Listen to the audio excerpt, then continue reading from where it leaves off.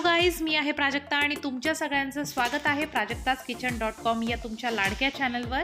तर सगळ्यात आधी प्राजक्ताज किचनकडून तुम्हाला सगळ्यांना दिवाळीच्या खूप खूप शुभेच्छा। ही दिवाळी तुम्हाला खूप आनंदाची आणि भरभराटीची जावो हीच ईश्वरचरणी प्रार्थना। तर आजच्या व्हिडिओमध्ये मी तुमच्यासोबत ओरिओ फ्लेवर्ड बटरक्रीम कपकेक कसा तयार करायचा याची रेसिपी शेअर करणार आहे। इथे मी ओरिओ फ्लेवर्ड बटरक्रीम फ्रॉस्टिंग वापरलेली आहे आणि ती कशी करायची याचीही रेसिपी मी तुमच्यासोबत शेअर करणार आहे, त्यामुळे हा व्हिडिओ शेवटपर्यंत बघा। जर तुम्ही ऑर्डर घेत असाल तर ही रेसिपी नक्कीच तुमच्या कामी येईल, त्यामुळे हा व्हिडिओ शेवटपर्यंत बघा। चॅनलवर नवीन असाल तर लगेच सबस्क्राइब करा, बाजूला बेल आयकॉन आहे ते सुद्धा क्लिक करा, ज्यामुळे जेव्हा जेव्हा आपल्या चॅनलवर व्हिडिओज अपलोड होतात तेव्हा सगळ्यात आधी त्याचं नोटिफिकेशन तुम्हाला मिळेल। तर चला सुरुवात करूयात एकदम सॉफ्ट आणि फ्लफी कपकेक कसे तयार करायचे। तर हे कपकेक्स तयार करण्यासाठी इथे मी घेतलेला आहे एक बाउल आणि बाउलवर ठेवलेली आहे चाळणी। तर ही जी कपकेकची मेथड आहे ती वन पॉट मेथड मी तुम्हाला शिकवणार आहे। तर सगळ्यात आधी इथे मी घेतलेला आहे मैदा, तो आहे 1 कप आणि 3/4 कप। 3/4 कप याचा अर्थ असा असतो की 1/4 कप आपल्याला 3 वेळा घ्यायचा आहे। त्यानंतर इथे मी ॲड केलेली आहे यामध्ये पावडर शुगर आणि ती आहे 3/4 कप। इथे जो माझा कप आहे तो 240 ml चा आहे आणि या रेसिपीचे ग्रॅममध्ये मेजरमेंट्स तुम्हाला डिस्क्रिप्शन बॉक्समध्ये मिळतील। त्यानंतर 1 टेबलस्पून इथे मी बेकिंग पावडर ॲड केलेली आहे। 1/8 टीस्पून इथे आपल्याला मीठ ॲड करायचं आहे, सॉल्ट। सो हे सगळे ड्राय इन्ग्रेडियंट जे आहेत ते आपल्याला आता व्यवस्थित चाळून घ्यायचे आहेत। तर एकदम सोपी रेसिपी आहे, अफोर्डेबल रेसिपी आहे। यामध्ये आपल्याला फार काही इन्ग्रेडियंट्स ॲड करायचे नाही आहे, त्यामुळे फटाफट होते। आणि जर तुम्हाला ऑर्डर घ्यायची असेल तर ही रेसिपी एकदम परफेक्ट आहे। मी आधीही तुम्हाला या मेथडने चॉकलेट कपकेक्स कसे करायचे ते दाखवलं होतं। आता मी थोडंसं वेगळं व्हर्जन व्हॅनिलामध्ये आणलेलं आहे। तर आता हे बॅटर आपलं ड्राय इन्ग्रेडियंट सगळे मिक्स करून घ्यायचे आहेत आपल्याला। आणि त्यानंतर आपण यामध्ये थोडंसं कोमट पाणी, गरम पाणी यामध्ये ॲड करणार आहोत आणि ते आहे 250 ml। 250 ml म्हणजे आपला 240 ml चा जो कप असतो तो 1 कप आणि थोडंसं 1 ते 1.5 टेबलस्पून आपल्याला वरती लागणार आहे। तर हे थोडंसं गरम म्हणजेच कोमट पाणी आहे। त्यानंतर आपल्याला यामध्ये ॲड करायचं आहे 1/3 कप एवढं ऑइल। तर इथे मी नॉर्मल रिफाइंड ऑइल घेतलेलं आहे आणि तुम्ही कुठलंही ऑइल, फक्त फ्लेवरलेस ऑइल आपल्याला इथे वापरायचं आहे। तर अशा प्रकारे हे सोपे इन्ग्रेडियंट्स आहेत एकदम। यामध्ये आपण दूध, दही वगैरे काहीही ॲड न करता हा जो केक आहे तो तयार केलेला आहे, किंवा हा जो कपकेकचा बॅटर आहे तो तयार केलेला आहे। आणि जेव्हा आपण बॅटरमध्ये दूध, दही या गोष्टी वापरत नाही तेव्हा याची शेल्फ लाईफसुद्धा आपोआप वाढते। त्यामुळे 3 ते 4 दिवस तुम्ही हे कपकेक स्टोअर करू शकता। रूम टेम्परेचरला सुद्धा राहतात किंवा फ्रीजमध्ये आणखीन जास्त दिवस राहतात।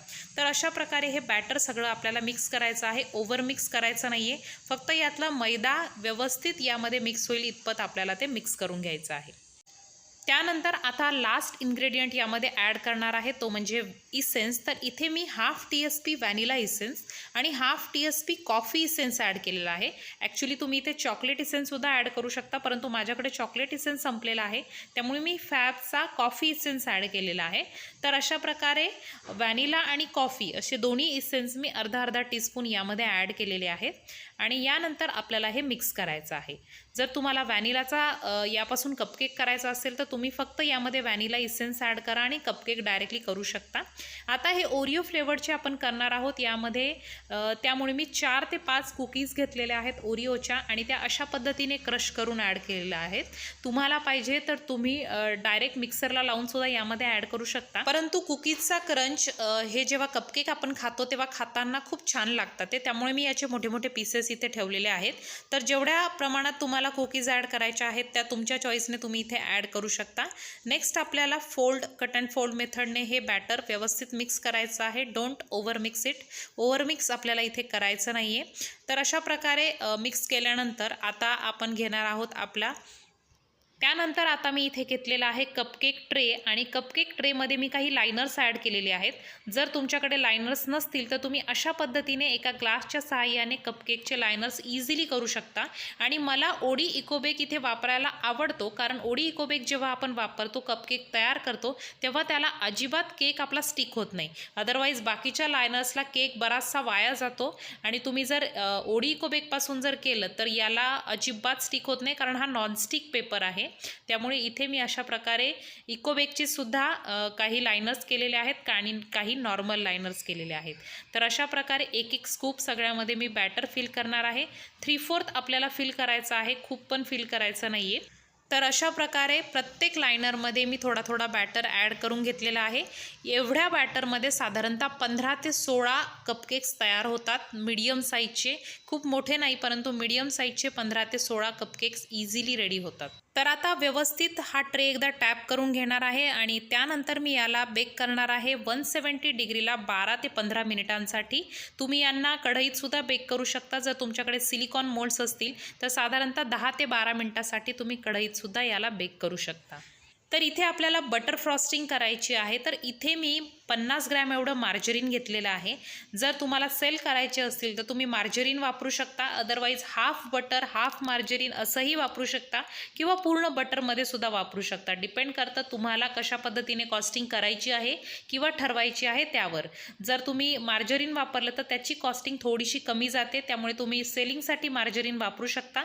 चांगल्या क्वालिटीचं मार्जरीन तुम्ही इथे वापरायचं आहे। तर इथे मी 50 ग्रॅम एवढं मार्जरीन म्हणजेच 50 ग्रॅम एवढं मार्जरीन आणि त्यामध्ये 100 ग्रॅम एवढी आयसिंग शुगर, जेवढं आपल्याकडे मार्जरीन किंवा बटर आहे त्याच्या दुप्पट आपण आयसिंग शुगर यामध्ये ॲड करणार आहोत आणि थोडंसं दूध आपण ॲड करणार आहोत। जेव्हा आपल्याला असं वाटतं की खूपच ड्राय टेक्स्चर होत चाललं आहे तर तेव्हा आपण यामध्ये थोडंसं दूध ॲड करणार आहोत आणि पुन्हा एकदा छान मिक्स करून घ्यायची आहे।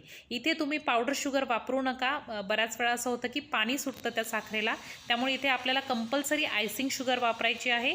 नेक्स्ट यामध्ये मी ओरिओ कुकीज मिक्सरमधून क्रश करून ॲड केलेले आहेत, ज्यामुळे आपल्या या फ्रॉस्टिंगला ओरिओचा फ्लेवर येईल।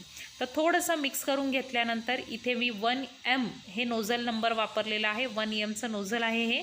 तुम्ही N1 नंबरचं सुद्धा नोझल इथे वापरू शकता।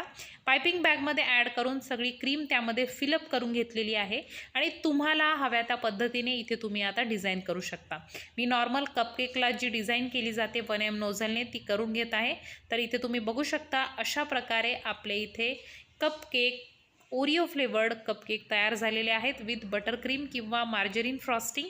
सो खूप खाताना ते सुंदर लागतात। आपण यामध्ये मोठे मोठे क्रश पीसेस करून टाकलेले आहेत कपकेकमध्ये, त्यामुळे ते खाताना सुद्धा खूप सुंदर लागतात। तर अशा प्रकारे ओरिओ बटर क्रीम कपकेक कसा करायचा हे मी आज तुम्हाला दाखवलेला आहे। आय होप हा व्हिडिओ तुम्हाला आवडला असेल। प्लीज व्हिडिओ शेअर करत राहा, तुमच्यासोबत मी खूप छान छान रेसिपीज लवकरच शेअर करणार आहे, त्यामुळे कीप शेअरिंग, नॉलेज शेअर करत राहा। तुमच्यासाठी मी जेवढे एफर्ट्स घेते तुम्हालाही थोडासा एफर्ट्स घेऊन हे व्हिडिओ शेअर करत राहायचे आहेत। चॅनलवर नवीन असाल तर प्लीज सबस्क्राईब करा, कारण आपल्याला एक एक होम बेकर जोडत आपल्याला आपली ही होम बेकरची फॅमिली खूप मोठी करायची आहे। खूप आपल्याला नॉलेज शेअर करायचं आहे, तुमच्यासोबत ट्रेंडिंग नवनवीन केक मी घेऊन येणारच आहे, त्यामुळे सबस्क्राईब करून ठेवा, शेअर करत राहा। हा व्हिडिओ आवडला असेल तर व्हिडिओला एक लाईक नक्की करा आणि तुमच्या छान छान कमेंट्स या व्हिडिओ खाली पोस्ट करायला मात्र विसरू नका। तर चला, वेळ आली आहे आता निरोप घेण्याची। पुन्हा एकदा भेटूयात अशाच एका नवीन रेसिपी सोबत नवीन व्हिडिओमध्ये। Happy Diwali, bye bye.